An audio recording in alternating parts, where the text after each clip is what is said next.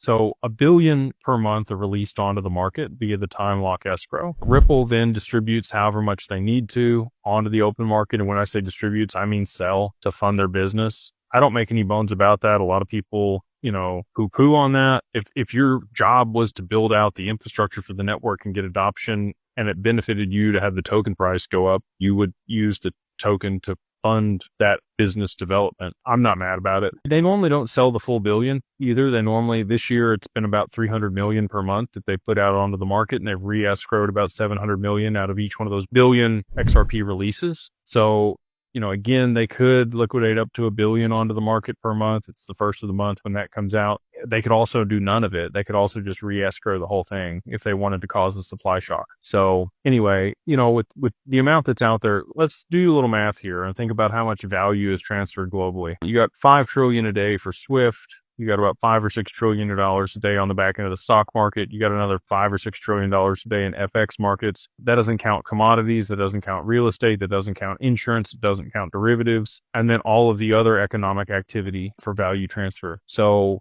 we'll just call it roughly derivatives and everything, $100 trillion a day that needs to be settled. You need a lot of a token out there in circulation to be able to, even at a decently high price, to be able to settle all of that money and value between counterparties. So the people out there that are telling you there's, too much in supply and it's never going to be a high price, they don't understand the actual value transfer globally on a daily basis and the volume that was going to be moving over that network and needs to be settled on the back end. So just, again, you can do the math on that, be like a 5-digit XRP, which just happens to be what it's built to be to settle all of that value. It's been stated by David Schwartz and Arthur Brito and many other people that helped develop and build the XRP ledger. XRP is meant to operate at $10,000 plus if it is going to be the global backbone for settlement, which again, I'm extremely confident that is where it ends up.